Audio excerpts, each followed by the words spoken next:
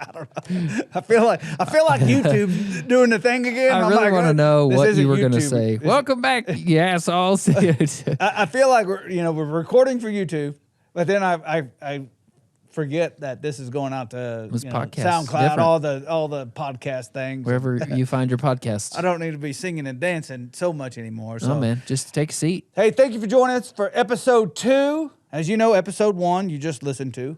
Hopefully. We talked about how I got my start, how I got burned, how I got into barbecue, how I quit partying, how my daughter told everybody I was selling dope, and that brings us up to speed, huh? I think so. We're there. We're going to talk about our first barbecue products when I was handing out the free samples of the... you were the pusher. The pusher. Hey, man, why don't you try some of this? Hey, if you're listening, thank you for being here. I appreciate you. These podcasts are free, but they ain't free to make. So... if you don't mind sharing this with somebody, I sure would appreciate it. Tag us on social media, Instagram, Facebook, Twitter, YouTube. Snapchat. I can't even keep up with all of them anymore. Man. If you find a new one, tag us on there. But yeah, hey, funny story. One of the very first videos I ever shot, I was doing the closing for it, and I had to say, make sure to follow us on social media. But back then, it wasn't really known as social media. It was make sure to follow us on Facebook, Instagram, and Twitter. That was it. Yeah. And Facebook didn't own Twitter. And I kept saying tweeter. Tweeter. I could not say it right. I mean, this went on for 30 minutes. And I kept saying, hey, man, make sure to follow us on Facebook, Instagram, and Twitter. Son of a bitch. You're probably by yourself, crazy. It was crazy. I could not get it right. I was so pissed off. We got to find that clip. It'll be worth its weight in gold. That's funny. Luke has it. I'm gonna reach out to it. Well, heck, he doesn't have it. No, he barely remembers where he is. So, competing. You've been all over the place, but you have what we know as the second worst job you've ever had at the same time. What was the first worst? You have had a lot of weird jobs. I've had a lot of bad jobs. The worst job I ever had was I went on Harvest. You ever been on Harvest? No. But God bless the people that do. No, man. I'd tell you what, if I was in prison and they said, we'll let you out if you go on Harvest, I'd say, how many years more I got? If it was within 1 or 2, I'd stay in prison. So the third worst job, what would that be? YouTube? No. That's the third worst job I ever had. Food trucks did suck. It was so hot in there. Oh, God. So stinking hot. I remember we would go and anybody would call us. Hey, would you come do lunch for us? I'm like, heck yeah, man. And I'm dragging this. I can't even remember how big. It was 36 or 38 feet. And then I'd get there and they'd have an office of 10. Oh, no. And it was just so stinking hot. And Carson and Jill and I, man, we drug that damn thing everywhere. I love the people, but the work, man, people have no idea how hard it is to run a barbecue joint. I'm telling you right now, it's hard. And you're dealing with the most expensive thing, which is protein, meat, selling meat. That's why all these, chicken places, they're popping up left and right. But they'll run the price up on chicken. Sure. That happens to everybody. I want to start a potato place, just russet potatoes. It's all we got. Yeah. Frito chili pies and potatoes. No, that barbecue truck, but I'm glad I did it, man, because it built character. That was the first time I ever stuck my head out a window. I had somebody, there was a old lady, and we was actually in my hometown of Tuttle, and she said, when she come up and she asked to order a sandwich and she heard that it was $10, she said, well, that's too expensive. And, man, that just went all through me.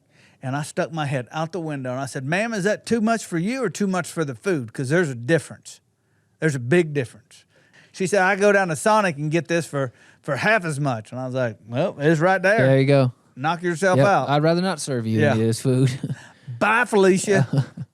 I ran her off. Oh, man. So that was... the food truck's going on. You're cooking frequently. At this point, you're not making bad barbecue. So you've competed. You've won some. But this kind of led up to a pretty big win, didn't it? This World Championship. World Championship. Yeah. Go down the road. World Championship. You're on the Shiggin tour. So I actually got into steak on accident. There was a competition out. I can't even remember all the dang towns. There was a competition in Shakota, a steak competition that I was not going to, by the way. Somebody had told me about it. I was going to a competition in Henrietta, a barbecue competition, but they told me they were full. And I'm like, well, everybody always says that, but somebody always drops out. So me and Country John loaded up, and we started driving out there and coming up to Henrietta, and they said, no, Kosmo, they said you can't cook. And I was like, piss off then. I'm going to Shakota, and we'll cook a steak competition. So these towns are pretty close to each other. Yeah. They're probably 30 miles, 40 miles away. You're almost there already. Yeah, on the same highway, just right down the road. Sure. I mean, these are not big metropolis cities. You don't go there. No. You go there on purpose. It's not. You don't just happen upon Shakota, Oklahoma. Yeah. No, you don't. I mean, it's a parking lot. They just happen to have some steaks. Yeah. Let's rock Meth and roll. capital of the world. No, I'm not kidding about Well, that. There's a lot of far off. There's a lot of meth heads out in you that get out part there, of Oklahoma. It's like, but man, there ain't nothing to do. I feel like here. there's a lot of meth heads in Oklahoma in general. Yeah, we're south, not, southeast. We haven't won the north, title. Northwest. We're competing for it though. We're in the running. But we get out to this state competition, and there's nobody there. Like literally nobody there in the parking lot. No one. And I called the people, and I said, hey, man, are we in the right place? And they're like, yeah, but the competition's tomorrow morning. He goes, yeah, I know. We'll be there tomorrow morning. I was like, because at a barbecue competition, you get there the day before. Oh, yeah. You got to, set up and drink and do all your prep and all that. Not at a steak competition, apparently. And I had my trailer, my barbecue trailer at that. But, we always bring grills with us. So me and Country John sat in that parking lot and drank all night. Jeez. But we had a lot of fun. And not to mention, I didn't tell you, it was a high school parking lot. A high school parking lot. We're posted up in this bitch in our barbecue trailer, drinking in our lawn chairs right in front of it. Think there's a game tonight? No. We can pretend there's a game. But that's hilarious. The funny thing is we woke up the next morning about 6 a.m. No one. And then all of a sudden about 8:30, it is like everybody was posted up 5 miles outside of town. And within 30 minutes, it was a full-on state competition. And that's when that was the first time that we did a state competition, got the shit kicked out of us. But it was a lot of fun. And everybody there helped us out. Everybody helped us out. Now, they still kicked shit out of us. But everybody helped us out. And that's how I fell into steak cooking on accident. Because I absolutely fell in love with it. And I was like, you can show up the same day, cook, and go home the same day? And they're like, yeah. So after that, me and Country John, we started doing steak competitions. And the funny thing is back then to qualify for the world cook-off, you had to win first place or golden ticket. And if the golden ticket, if first place already had it, then it would just start getting passed down until it got to somebody.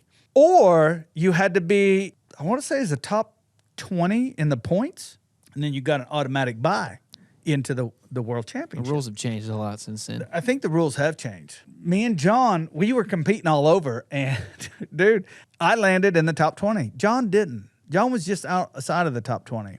So I got invited to the World Steak Cooking, or the World Steak Cook-Off at Billy Bob's in Fort Worth. And the coolest thing was, man, we had so much fun down there. I mean, people from all over the world was down there. It was a lot of fun. We had a great time just out there cooking and drinking and just hanging out. Fast forward to the awards, all the people cooking with me was John Carleone, Woody, myself, and Rick. I remember sitting that because we all stayed at Woody's house, or Sean, I stayed at Sean's house. Woody lives right down the street, so we were all drinking the night before at their house. But in the back, it's me, Woody, and Carleone. And Carleone got called for 7th place. And I'm telling you, this room is filled with people. I mean, hundreds of people. Like, if this was COVID days, we'd have been shot. CNN would have had us posted everywhere. They're coming for you. But the funniest thing was when Carleone got his name called, Woody looked at me and he said, "We're never going to hear the end of this." And I was like, "You're right, dude." Because, I mean, you're talking hundreds of cooks. And Carleone just got called for 7th.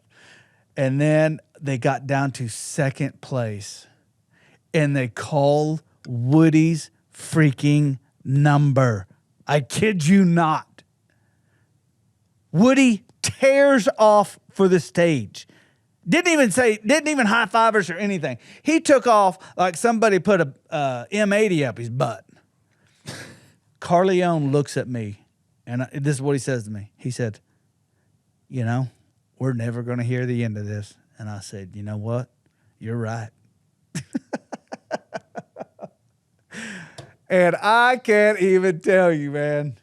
Woody gets back, because they make a big deal. When you're in the top 10, they make a big deal of it. And you got tickets. I call it Texas Bingo. That's how most of the competitions down there are ran. You got a ticket, so no one knows whose box it is. Unlike KCBS, it's just once somebody knows the number system, then they know. They know. You can find out whose box is whose. But with this, no one knows. They called my number, and dude, I sat there just like this. If you can't see me, switch over to YouTube. I sat there looking at that little ticket. And I remember just covering it up, and I sat there and I looked at Woody, and I looked at John. They called the number again, like dead silent. I sat there and they called the number once, nothing. They called the number twice, nothing. I sat there and I turned around and I said, golly, what was his name? Anyway, I leaned over. And he's from Oklahoma too, Lawton. I whispered in his ear and I said, "Guess what?" And by this time, because it's loud in there, and I whispered in his ear and I said, "Guess what?" He goes, "What?" I said, "I just won this bitch." And I just remember his face. And he pulled back and he looked at me. And I turned around and Carleone looked at me, and Woody and John and myself, we had and I started walking for the stage, and oh my gosh, dude, this place exploded. And then I don't really remember much after that, but I won that whole damn thing, Boom, world champ. 10 grand, man. World champ with your product. 10 grand, man. Cow cover, Dirty Bird Hot, and Texas beef. That was the winner. So after the win, you were eager to kind of share how it all went down, the recipe, the how-to started. So you went to YouTube. That just made sense at the time. Yeah. I tell you, for me, it was the reason why I started the YouTube was I didn't want to ever be too busy to help anybody, because that's what happened to me, and that's how I got this business started. And I'm a firm believer in giving back and teaching what you know. And, I don't know everything. There is a ton of great cooks on YouTube. I just wanted to throw my spin on it.